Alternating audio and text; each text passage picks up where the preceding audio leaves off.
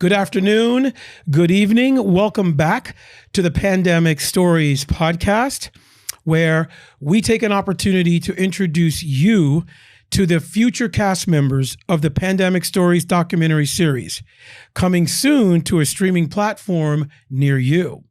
Today, I am here in our Miami studio, and I am so excited to introduce you to an amazing young man I look forward to introducing to all of you. Let me introduce Josh Gomez. Josh, Pleasure. welcome. Thank you. Pleasure to be here. How are you doing today? Pretty good. I'm on a lot of caffeine, so I'm a little twitchy. Good. That's right. Well, you know what? We're going to have a little conversation and learn a little bit about you. Now, let me give that old spoiler alert that we don't want to tell the audience about your pandemic story yet. That's going to be when that Miami episode is aired. So what they want to know is, who is Josh Gomez?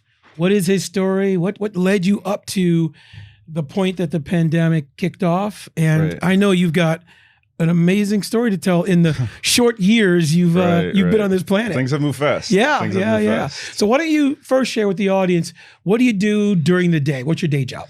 So my day job, I'm a founder and CEO of a hemp cigarette company, Qiwi Core. And the idea was basically just, I made cigarettes out of cannabis that doesn't get you high, but is extremely high in the medicinal value, right? So before this interview, I smoke one and all my nerves kind of just melt away. In the morning, stomach ache, I smoke one, my stomach ache is gone.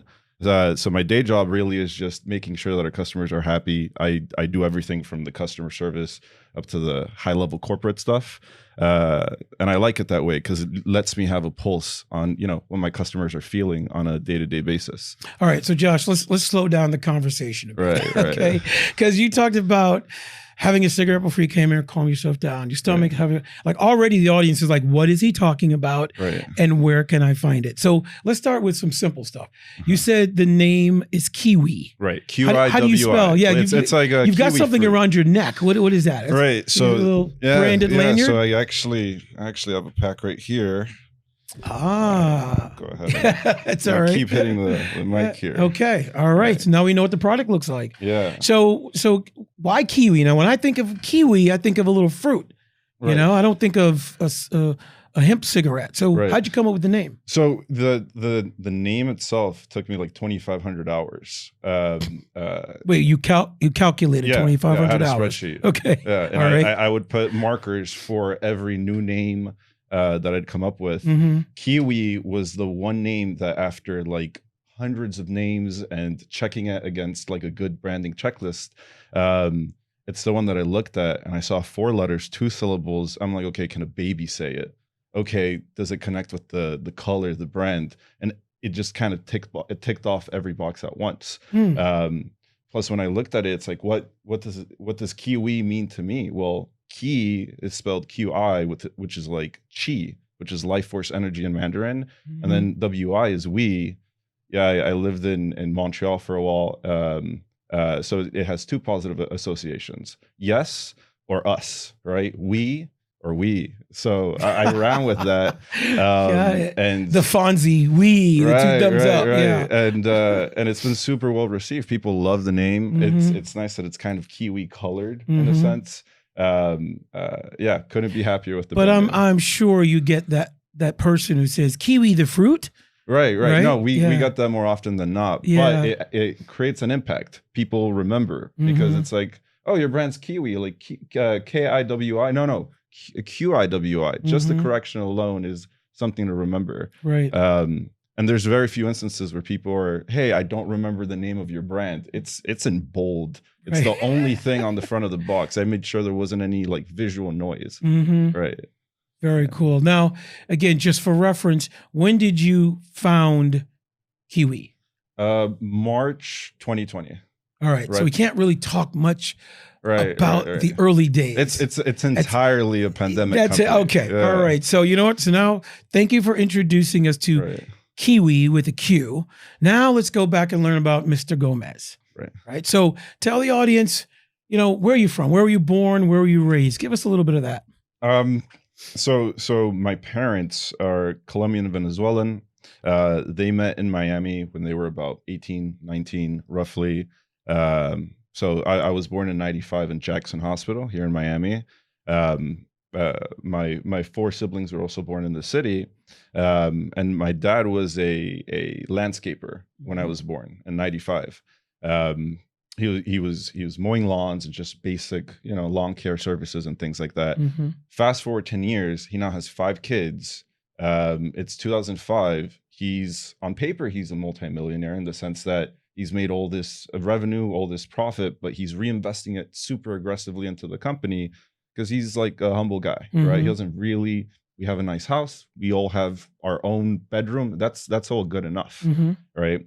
2007, things were going so well that he saw an opportunity to invest in properties and flip houses and all that stuff. That was the craze at the time.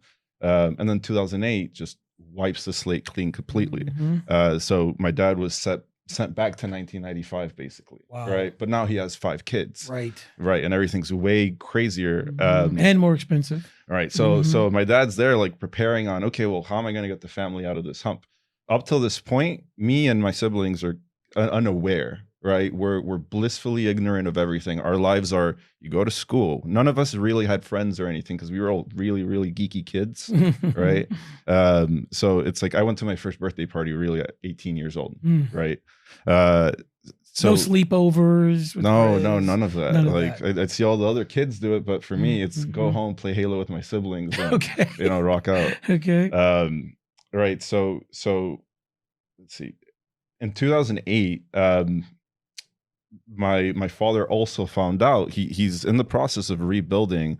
He gets told that, oh, the naturalization process you did, you and your wife wanted to become citizens. Some years before.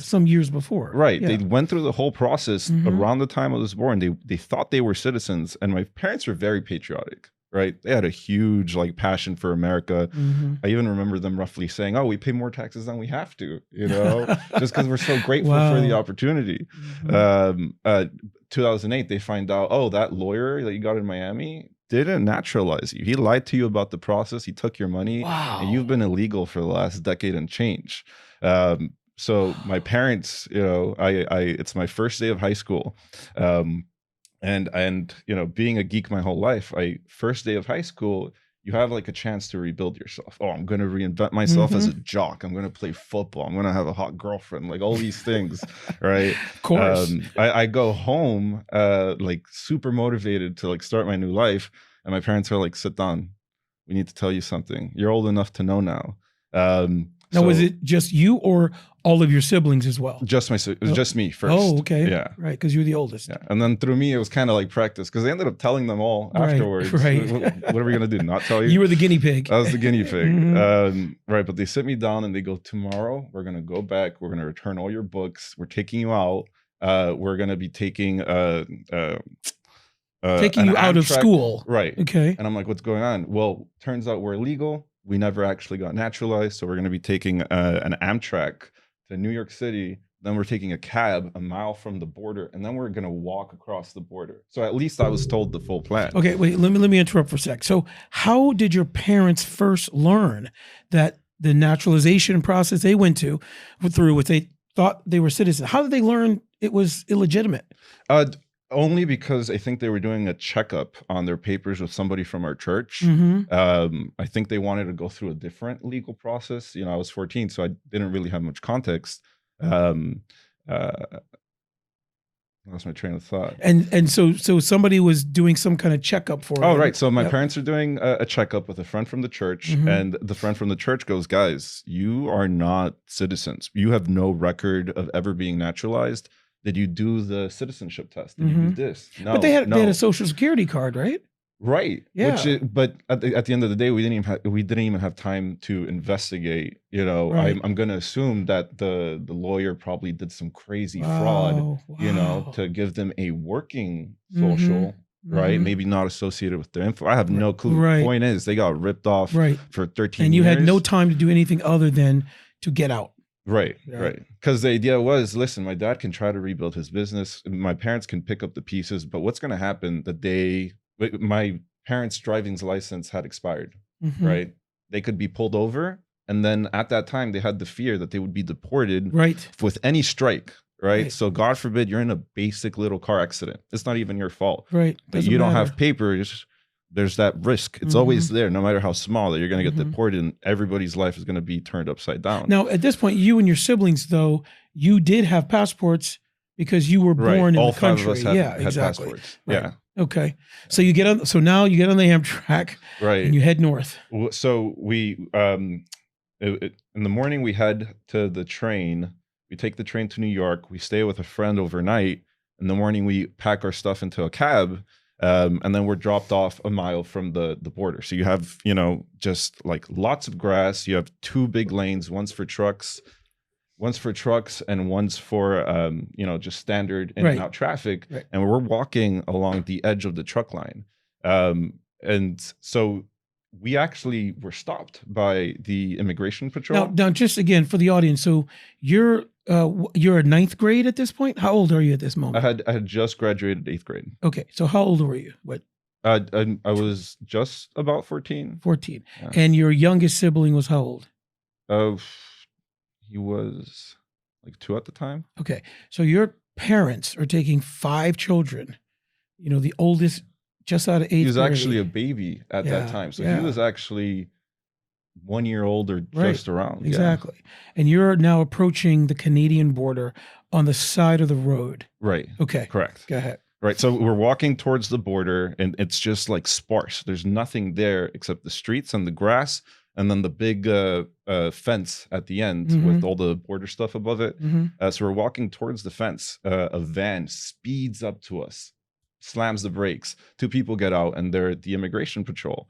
And right there, like my dad is my dad is like a guy of integrity. Right. He would a lot of the time he would give us like sermons and stuff at home. He was very much about giving us humility and things like that. It worked out for the best. Because when these 2 people stopped us, they're there like sending a message to their superiors. They're doing what they need to do. And my dad's just like, no, I understand we broke the rules. Like, you got to do what you got to do. It's your job. And he's there like teary-eyed, and it's him, my mother holding the baby, like the other 4 kids just kind of cluelessly looking around. I have a Halo 3 helmet in my hand. Right, because I was like, because you weren't gonna leave without your Halo helmet. No, that was my birthday present. So I had the helmet in my hand and my suitcase in the other, and they're looking at us and they're tearing up. And they go, I remember them going to my dad, "Come here. There's a hole in the fence. You're gonna walk straight in that direction through that hole. You can't see it because it's covered by grass. So you have to trust me. You also can't look back because there's cameras, and if you look back, we have to arrest you." So they let us go. We ran, we just sprinted. Wait, so these are U.S. Customs and Immigration officers who pointed to a hole in a fence to get to Canada from the U.S.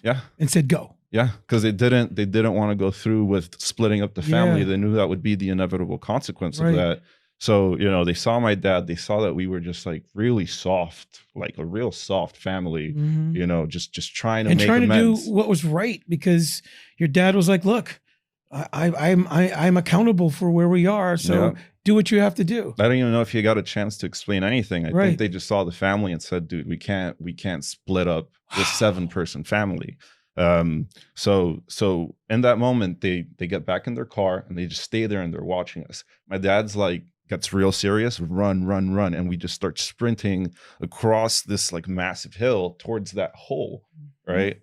And we make it through the hole and security guards come out from the other side of the Canadian border. And they're all, they're big and scary guys with assault rifles, and we're there like, hi. Hi.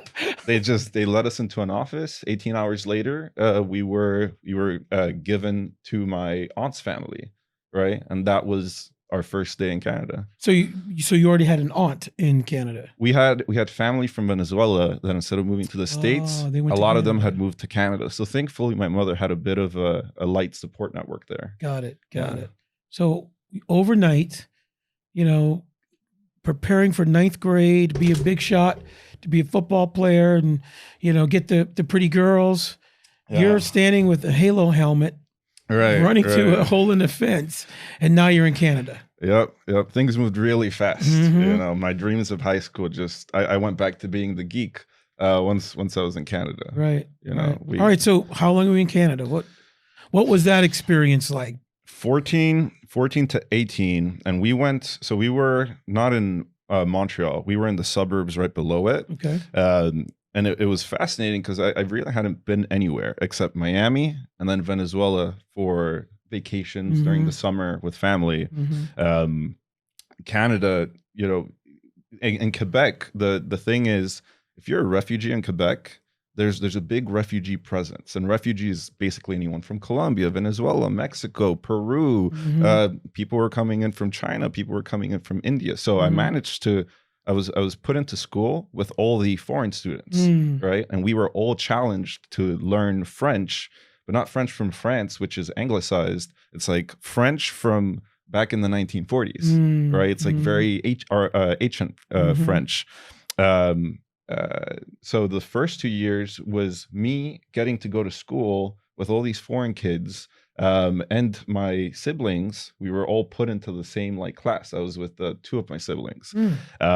We worked our way through the ranks, and then we were put into normal education with all the French kids, and it was really nice because, you know, it's they had just the fact that we were like these two Americans that were like Hispanic, had Hispanic backgrounds, but we had this weird story, and we were now in Canada. They loved it, you know, and they were willing to like basically take us under the wing of their friend groups, you know, and help us. Oh, to stay in Quebec, you need to learn French.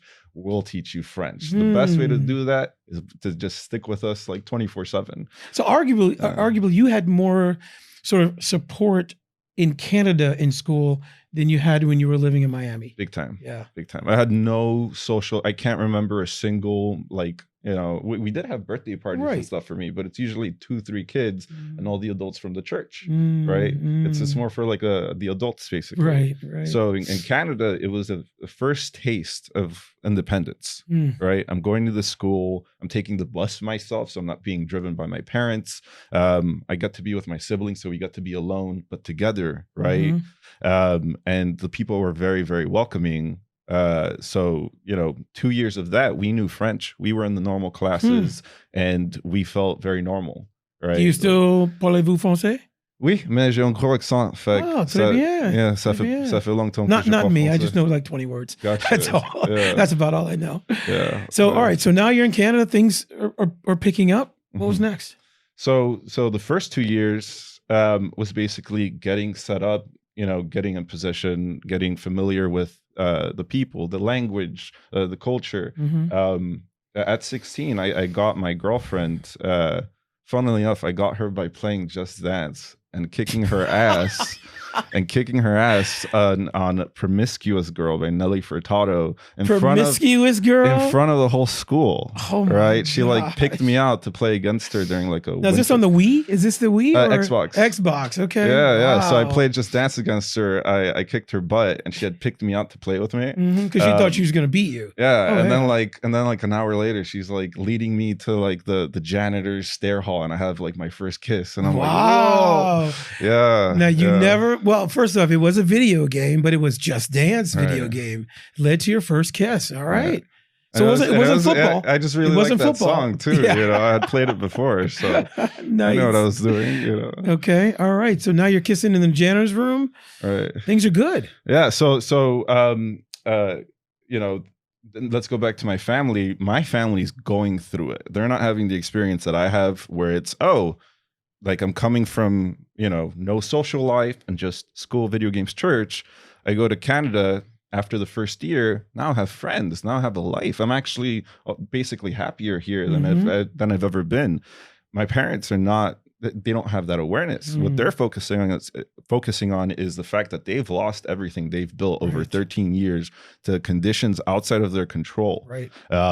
And like my dad lived to work. My dad was not the kind of guy that would come home and play video games for a couple hours. You know, maybe he'd play flight simulators and things like that. But my dad was very much always on the work grind, knowing that it would pay off someday. Right. to lose it all and to have to start from where he was in 95 as a base level arborist, landscaper, landscaper arborist, basically, was extremely punishing, right? He dove into video games. He really needed like an escape from real life, and his mental health was crashing. You know, I'm sure there's a lot of people that without religion or without some sort of safety or support net, like they wouldn't make it through that process. My dad, he would wake up with bloodshot eyes. You could tell his dreams, he's suffering. He wakes up, he's suffering. And I'm not noticing any of this because I'm just working hard at school and doing my thing, you know, and I have a lot of empathy for him now as an adult, because it's like, dude, I'm 27. He was 20 with 2 kids, 3 kids, 4 kids, 5 kids, like back to back. He was building businesses. He was just, you know, he took on a lot of responsibility very quick. He did everything right. And then all that security is gone. So, however, me being the oldest, you know, traditionally in Hispanic families, the oldest usually gets the brunt of like the conflict, right? We always butt heads. It's the father and the firstborn.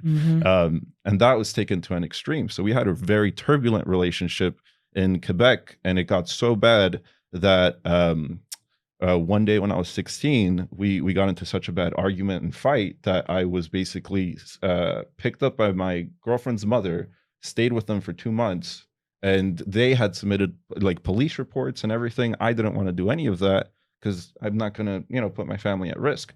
But inevitably, you know, a few months later, I'm in court suing my parents to get emancipated, to go into the foster care program for the next 2 years. Okay, so at 16, right? So were you being physically abused? It was, you know, in again, in Hispanic households, there's kind of like just a very clear line between right and wrong. Growing up, it never felt like abuse because it's like, you know, it's always like you're getting a spanking when you're bad. You're getting belted on your butt. It's like I would negotiate with it with my siblings. Oh, we all get an hour of Xbox. You did something bad. I'll take your 4 you know, lashes, right? I'll take your spanking, but I'm gonna play with you 2-player the whole time. Oh my God. And there I am getting hit for things I didn't do, you know, walking around for like 5 minutes, but then I'm happy with my controller playing with my siblings. So it wasn't bad. When I was growing up, there was a system of right and wrong. Don't run there, don't run there, don't run there. After the 3rd time and I break something, I expect to get punished. Canada flipped that upside down. My dad's going through such a rough time mentally. You know, the 3 brain cells that he has left that aren't suffering are you know, like I would ask my mother for permission for something, but then my dad would, you know, punish me for, you know, without caring that I had permission in the first place. That's when my whole system was kind of turned upside down. I can't avoid getting hit, whether I do right, whether I do wrong, you know, and it was just a bad period for my dad. But, you know, well, at the end of the day, what happened, I go to court, I get emancipated, I go into foster care for 2 years. So now you have my family on one side doing, you know, their thing for the next 2 years, then going to Venezuela. On the other side, you have me going through a whole bunch of different foster homes. A lot of them were really crappy. I kind of lost faith in the system, you know, through my journey. However, the final foster home was the woman that was leading the entire foster care program. And she basically, you know, day one, lobster, steak, mashed potatoes, asparagus. She tells me, here's a key. You own the entire bottom half of this house. I look at it. There's a living room. There's a bedroom. There's a bathroom and shower. There's a washer and dryer. Holy crap. I get to sample what it's like to be an adult. I get to wake up. I have a mini apartment. I can use my bus cart to go anywhere. And I don't have any rules necessarily. So I have to like self-parent, right? Were you ready for that? No. Okay. No. You know, but it was, you know, it was a good like period of character development, right? At the end of that year, when I had to leave and come back to the United States, it was nice that I had that independent foundation in the first place, because otherwise I would do not know how I would have survived. I was used to coming home at 3 a.m. and, you know, doing my laundry and everything and setting things up for the following day and pushing myself. But there was a long warm-up period where I was just clueless. I had no idea how to take care of myself. So I'm pretty grateful for it overall. Yeah. So now you are 18? At the time, Mm-hmm. it's from the beginning of when I turned 17 till my 18th birthday. Okay. And then you graduate from high school? Right. So I was supposed to graduate high school. My parents were sent back to Venezuela a few months before I had to go. So they were sent back. Right. They The had to idea go. was the idea was, oh, you want to be refugees. I know you've learned the language. You've done everything right, but we've evaluated Venezuela as a country. Oh, It's not bad enough for you to be refugees. Got Lo it. and behold, they're sent back. 2 weeks later, they're like, yeah, we're opening the door to Venezuelan refugees because your government's collapsing, your economy's collapsing. It's bad enough. So if my parents would have stayed illegally for 2 weeks, they would have been able to get the citizenship, right? So it's like my dad keeps getting punished for kind of doing the right thing and being proactive. Yeah.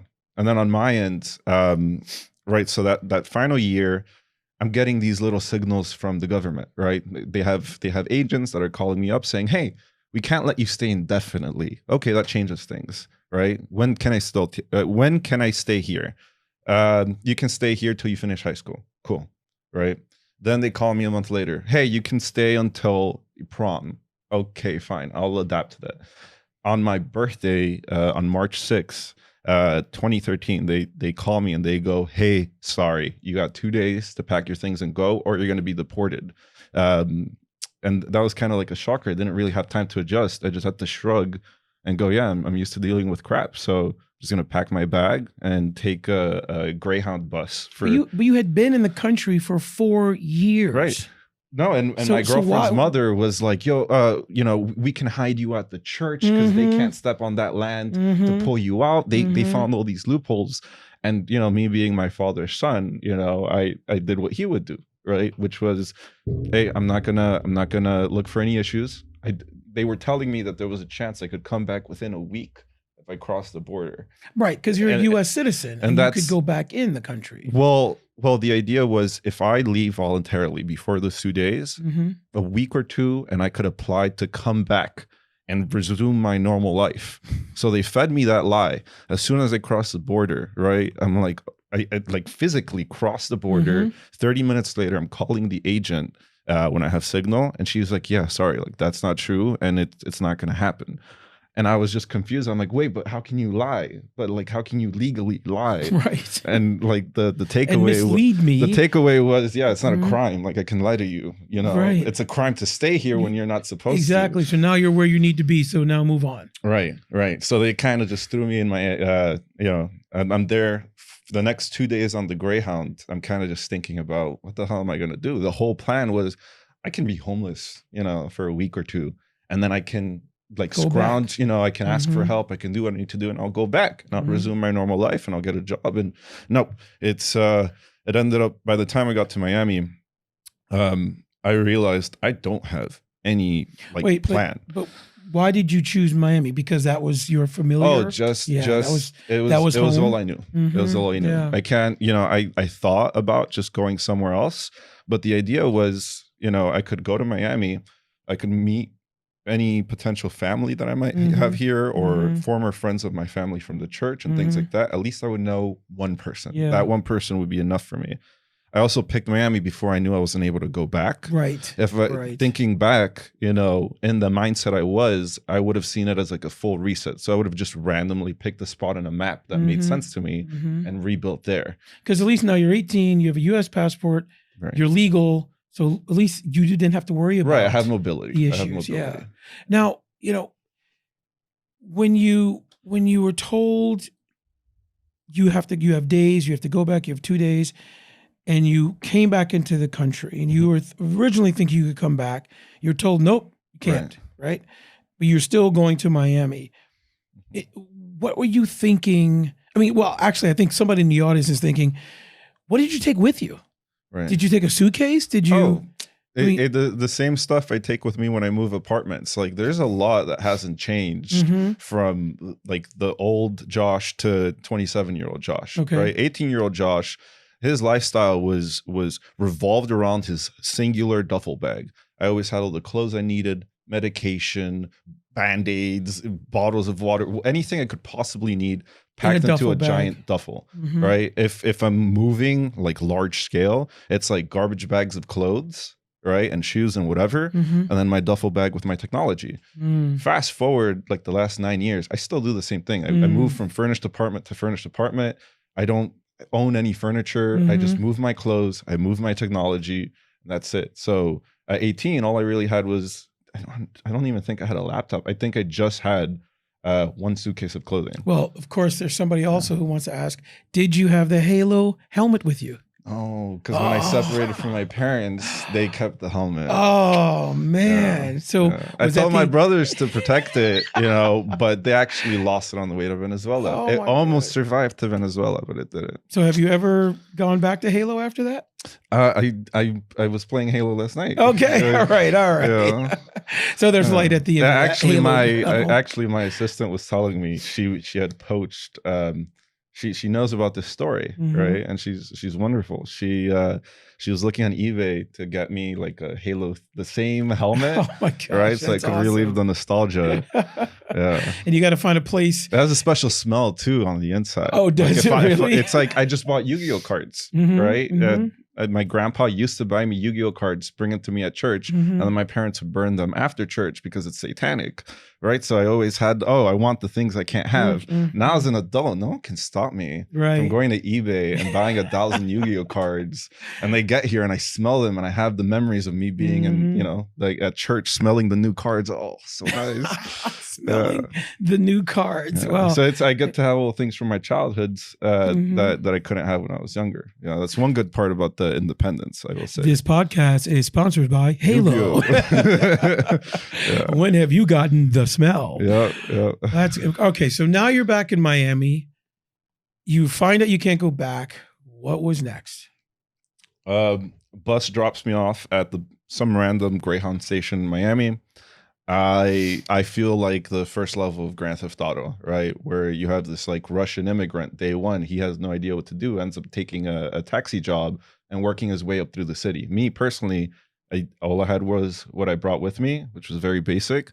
At the Greyhound station, there was a phone booth, there was a Yellow Pages book, and I just opened up, okay, what's a job that will hire me with no prior experience? Construction, right? I'll just, my dad would always talk about how he would break his body, but it was worthwhile to be able to provide for the family. Okay, well, I'll break my body to provide for me, to survive at least.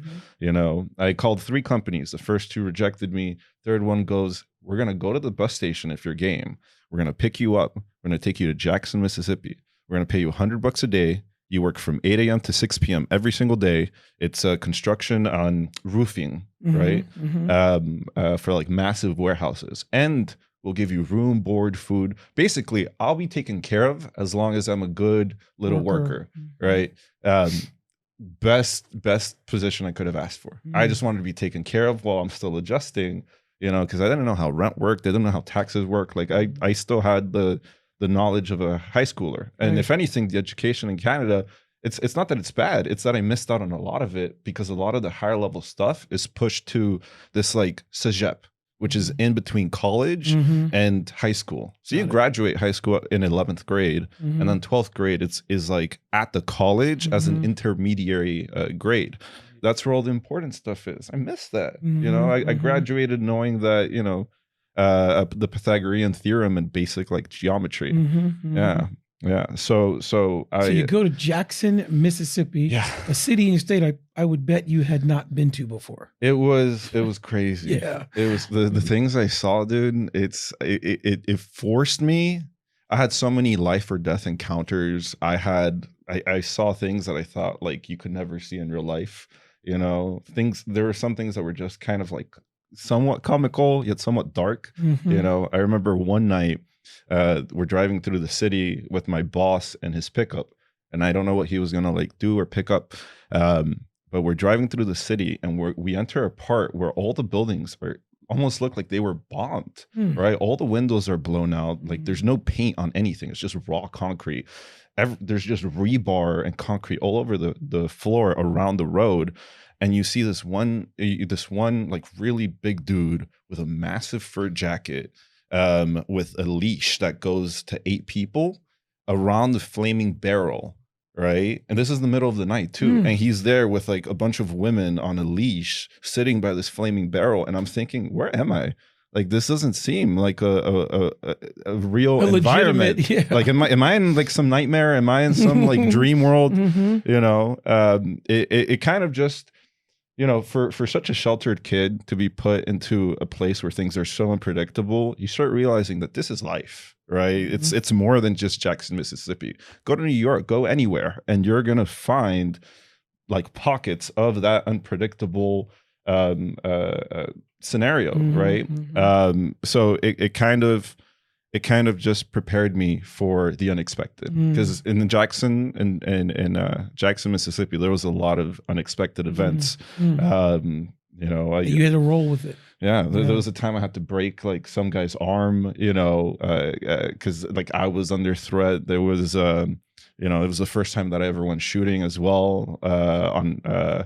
It was hopefully on a range. On a range. Yeah. Well, you know, you could have been shooting something else. No. You know? There's a video on my Instagram. I mean, when you start with I broke someone's arm, and then you talk about shooting. You're right. There's a natural assumption you make between those two. Okay, good to hear that.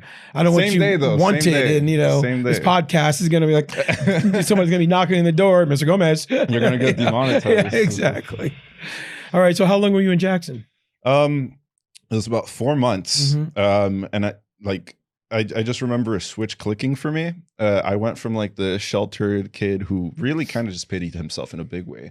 This isn't fair. Like, why is this happening to me? Like, I'm such a good kid. I behave myself. I don't do anything.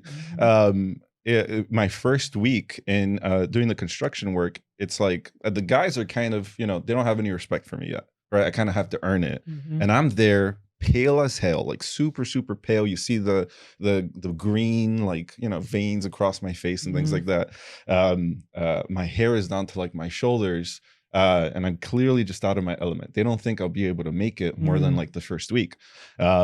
First week, I just remember they give me a big mop, and I'm supposed to dunk it into a bucket full of tar, and that's the glue for the stuff that we're gonna put over the ceiling. So I'm there just mopping the entire like a 50,000 square foot like rooftop, right? And they didn't give me gloves, so the fumes from the tar are sticky and they fuse to the front of my palms. And because of the friction, it was just tearing off the first layer. So I'm going from hyper sheltered kid to like opening my eyes, seeing myself mopping and seeing blood pouring down like the wooden stick of the mop. And I'm here thinking like, this is so freaking hardcore for like what I'm used to. Like, I don't understand. Thankfully, that one event, they saw me working till like my palms were just raw and bleeding all over the stick. All those guys got a respect for me where they're like, yo, this kid is he can work. He could have dropped that mop and run, and he didn't. After that first week too, shaved my head. I was so exposed to the sun that I was just completely dark. Sweaty, you know. And thankfully the language thing, they all spoke Spanish, and they were like 40, 50, 60 years old even. And I'm there. I'm able to talk to the cops. I'm able to, you know, like be higher level because of the language. So thankfully the first 2 months were heavy on the manual labor. But the following 2 months, I got more administrative, basically. I still juggled that work, but it was a lot more of a relief to not have to sweat as much on a daily basis. Got it. Yeah. So what motivated you to come back to Miami? It wasn't a direct motivation. Work kind of just finished after the 4 months. We finished our contracts with one specific guy, and we all came back to Miami. And in Miami, I decided to be homeless for a bit. I had savings, but I didn't want to spend them on the wrong thing, right? So I come back to Miami. I'm on 27th and Coral Way. There's a Palero and there's a Publix. So I'm sleeping behind the Publix. My garbage bag of clothes is actually serving as like my pillow and stuff. And I'm just buying bologna every day from the Publix because I managed to save some money, but it wasn't impressive, right? I wanted to make sure that I use as little as possible to use it as like a stepping ladder. I applied for work at that Publix in the little computers they have, and I waited 2 weeks of being homeless. At the end of that period, I finally got an invite to work, but it's not the one right next to me that I'm sleeping at. It's one that is 2 miles north, 2 miles east. And I go, okay, well, I guess I got to do this. So I stock up on the bologna and I start making the trek, right? And in my first week of working there was this guy that lived in Alapata that was a bit of like a rough neighborhood, at least that's how I remember it. But he took me to his place and he offered me his couch for $300 a month. Works for me, just just to have a roof over my head. Yeah. And then that was that, from that period on, I still hadn't gotten settled, but at the very least I had one friend. I was being driven to work back and forth, and I was able to save most of my money. So it was like my first checkpoint in Miami.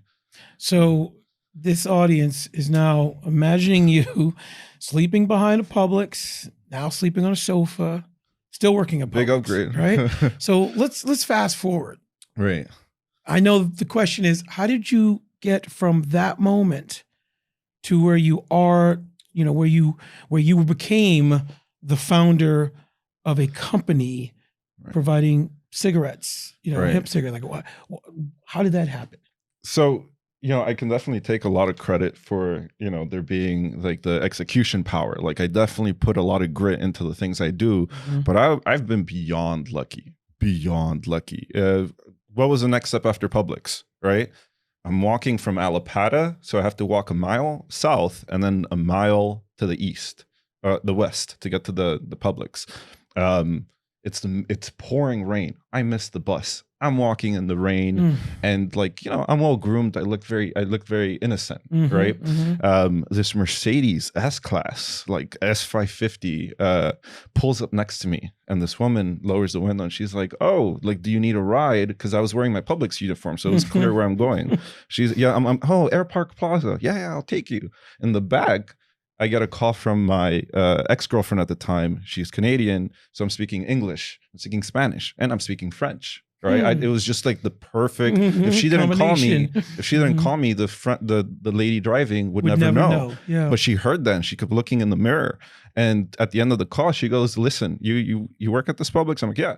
She's like, "How would you like to work for me? I'm the district manager of Check Cashing USA." You gotta be kidding me. Yeah, payday loan place. I can put you on the beach, right, on 11th Street on like Alton, and you can So I took the job. Okay. Right? I took the job. And from a woman in a Mercedes who saw you walking in the rain, and because your ex-girlfriend, at that time she was your girlfriend, called you and you got to be multilingual, she offered you a job. I mean, look, she probably thought if he's willing to walk to the rain to his little Publix job, he'll walk in the rain to my job. That's for sure. Yeah. And all I remember was it didn't really hit until lunchtime, right, of my first day, because what happened was, so I'm still living in Alapata. I take buses and trains and whatever I have to take to get to Miami Beach. I get to Miami Beach, and the energy there is like electric. Like it's totally different. It's playful. Like I'm used to everything being serious and gritty, and life is hard. I'm going there and it's even super playful. Even the homeless people are like, "Hey, what's up, man? Yeah, we're homeless at Miami Beach. Hey, can you get me a coffee, bro? Yeah, gracias." Yeah. It was very energetic. And so lunchtime hits. I'm clocking out, and I walk like 1 or 2 blocks to the beach. I take off my shoes, I put my feet in the sand, and I kind of just go, wait, for the last 4 hours, all I've done is exchange currency to like a bunch of beautiful, like women in swimsuits. Like, this is an upgrade, and it really hit in that moment. You would have like, you'd have like these cash and bikinis. 3 Russian girls like walk in, and they're like, "Hi, I want to exchange, 500 euros. And I'm like, "Yeah, absolutely." And they're there, like making little comments and chatting. I'm just being professional, but it was like a high, from going from construction to Publix to bikinis. To currency exchange. Beautiful. Don't call it currency exchange. Call it bikinis. Yeah, bikinis. Yeah. The only upgrade could have been, like at that point, sunscreening backs and stuff on the beach. Yeah. But you had to work on the beach for that. Right. Yeah. So you got your feet in the sand. Right. You're like, this is awesome. And so, from there to here, it was that job, because I had to take buses and trains to get there, I had to take buses and trains back. I decided, you know what? I want to work out. I had kind of the inspiration I had in high school where I wanted to be the jock and everything. And I end up taking the metro rail all the way down to what I didn't know at the time was like a really wealthy neighborhood. And I was just going to the mall where my science fair was as like a kid, Sunset Place. So I go there, there's an LA Fitness, I start working out there, and my routine for the next 4 months is just trains and buses to the beach, trains and buses to that gym, then trains and buses back home to Alapata. And that's my cycle. 4 months straight, absolute consistency, no breaks. My body just transformed. I also hit like a late puberty. So people just saw me go from whatever I looked like to a completely different person in such a short span of time. And I was always alone. And I was always like in the zone, just working out by myself.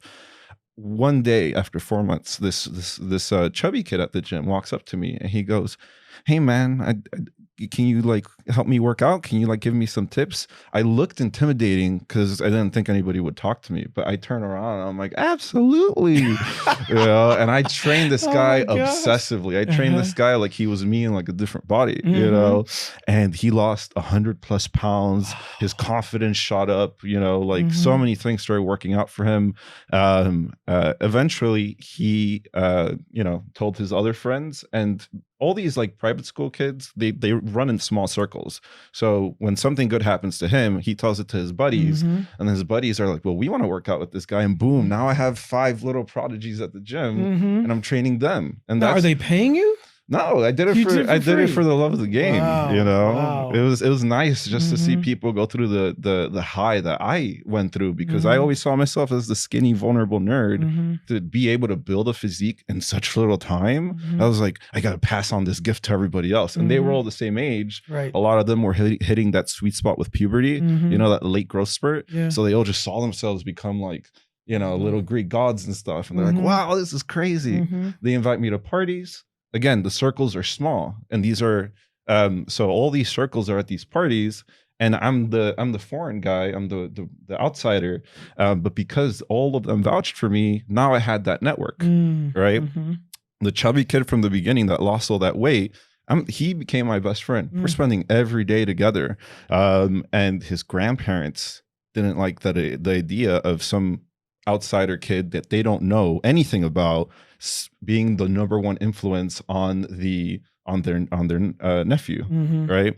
So they do like a background check on me. They do their research. They're a secure family, and what they realize is, oh, this kid, no criminal record, no nothing, good grades in Canada. Like, seems like he just fell on hard times. So one day, friend picks me up from the place, the conditions I'm living in, which are atrocious, right? There's kind of been a little downgrade. I'm stuck in a place where wires are exposed from the ceilings. There's no windows. My bed is folded in half and my clothes are at the end. I'm in an illegal little sublet, right? He picks me up, he takes me out on the town, and I'm like, oh, he's being real cool. And then he takes me to his grandparents' house. His grandparents are dumping everything in like the trash, and all my stuff, like my shoes, my clothes. I'm like, what's going on? And it's like, don't worry, we're going to take you tomorrow to the mall. We're going to buy you all new stuff. What? From today onwards, you see that pool house in the back, like Fresh Prince of Bel-Air? Yeah. That is going to be your pool house to share with my friend at the time. And as that week went on, they're doing everything they said, and they sent me to the doctor. Oh, he has a hernia. Fix that. Oh, he has this, fix that. Oh, his, mentally he's dealing with this, emotionally he's dealing with this, fix it, fix it. And they had the technology, they rebuilt me, right? Then when it came to school and stuff, we're gonna pay for your first first 2 years of community college. We're gonna get you your first car, right? They gave me everything I needed just to be able to compete at a similar level as everybody else, right? She gave me what I needed to get to the job. She put me in my best health possible. The grandparents, it's no matter how hard I would have worked, the amount of progress I made just because someone was willing to help me out, you know, to that extent, to pay for 2 years of college, my car, they paid for my apartment for 2 years, right? Which they were the most developmental years I've ever had. That event specifically was what gave me the momentum to, you know, kind of get to where I am, right? Because I never slowed down, because that would be a disrespect almost, right? I'm a disservice. You do all this stuff for me, and what do I do with it? Oh, I you know, I chill and I play video games and I get high. No, it doesn't feel right. You know, and sure, there it wasn't like straight up, right? That's the big thing. It wasn't like they took me in and everything went great. Right. I had bigger pitfalls than I ever had before, but I would recover even harder. But then I would fall even deeper. Like when you think you know rock bottom, there's always lower. There's always lower. But through the range of extremes, all these years have passed, and I've kind of found what the middle is like, what balance is like, because I have reference points, right? And to just connect the story to how I got here. So we have the check cashing job after Publix, which is after construction. I go from check cashing to focusing on schooling. Once I'm able to focus on schooling, I've always been a tech guy, right? Now I was actually able to focus on getting a tech job. I went from help desk support up the ranks to like a system administrator. And I even got into a new relationship for 4 years. At the end of that relationship, I had moved to New York. Excuse me. I had moved to New York for my girlfriend at the time. It didn't work out. So I get there in September of 2019, I think. September 2019, breakup, Thanksgiving 2019, right? So we just started the lease. Wow. Right? And in a nutshell, like, sure, the first couple months are hard. February 14th, I go on a Valentine's Day bar crawl and I meet the most amazing Australian girl. And we have a wonderful like night and day, like afterwards and everything. And that was like a defibrillator to like my heart. You know what I mean? Like it shocked me into life. It was after being so gloomy and pitying myself and not doing anything to change my environment, just dwelling on it, to having that, you know, shock to the heart and going, people can be this happy. Like, this is a real thing. This is something I can chase and achieve. Ever since then, that period was the first day I got really, really serious with the company, right? Because at that point, I'm just buying whatever hemp cigarettes to deal with my anxiety issues and all that stuff. So this is Valentine's Day 2020. Yes. Wow. Yeah. And it took you into March. And it's a big memory for me, because without that memory, I wouldn't have, like, you know, ramped up the momentum. But being able to taste what it's like to be that happy made me go, there's no reason to sit and, like, you know, and sit and wallow so much. And wonder what it's like. Right. You wanted to and I didn't need $1 million. I didn't need to like move the world. I just needed to meet like this person and have the events that unfolded that night, you know? Amazing. Yeah. Well, we have to stop there, because if you tell any more, we're into your pandemic story. Yeah. No, I'm excited to hear. Josh, to go into that. What a journey. I mean, look, I've already been inspired. And I mean, of course, I know your pandemic story, but you could stop here and hopefully someone out there who's heard your story has been inspired. The grit, the consequence, the circumstance, the change you had to endure and manage as a young person, as a teenager. Like we could do a movie on you. But it's all doable, right? Like me personally, I'm still that shy nerd at the end of the day. At the end of the day, I don't like attention. And it could have gone a different direction too. You know, I don't share my stories too often and everything, but but what does make me want to share my experiences is just the fact that, like, I'm not some like crazy overachiever. I was like a flunking student my whole life, you know. I I basically never saw that much potential in myself, Mm-hmm. and I would look to others. I remember during my hardest periods, I'd always look up rags to riches YouTube, you Right. know, and try to find a story that I could resonate with. Mhm. Not, oh, you inherited something from your Right. father, good Yeah. for you, but Yeah. that doesn't help me. Oh, well, you know, I just got really lucky with finding all this money in my backyard. That doesn't work for me either. And it was finding Mhm. something that would resonate with me, that would give me hope that Mhm. like I could pull off an impressive life. Yeah. You know, then I look at my story and I go, shit, well, this is what I'm telling to my, you know, I have 2 siblings that I already got out of Colombia, Mhm. right? Now Mhm. it's just my 2 parents Mhm. and 2 more siblings to bring Mhm. here. Those 2 siblings, they visit me on my birthday. They're like, how have you achieved all this, bro? And I tell them, Yeah. and I hit them with the psychology of it. I hit them with Mhm. my experiences, and I Mhm. see they go home, you know, to their current lifestyle, and they're working really hard. Like it's rough on them, you know. Mhm. They're very alone. They have like multiple jobs, and you know, they're going through the gritty phase, right? And they go home and they're like, Josh, we're just so freaking motivated Mhm. after like just hearing like That's how great. it plays out and That's stuff. great. You know, I just wish these stories were out there when I was looking for them. Right. You know, Exactly. Yep. and out there's probably, you know, another like relatable person like Right. me who's Yep. gonna find my story and go, that's what I'm talking Yeah, about. You exactly. know, hey, you Yep. got a little lucky across the board, but Hey, you know, but you you turned showed it me into how. something. You showed me how. Yeah. Yeah. But luck is opportunity at the right time and hard work. So Right. when you were walking through the rain, going to your Publix job, pouring, somebody pulled over, and imagine if she had made a right turn Right.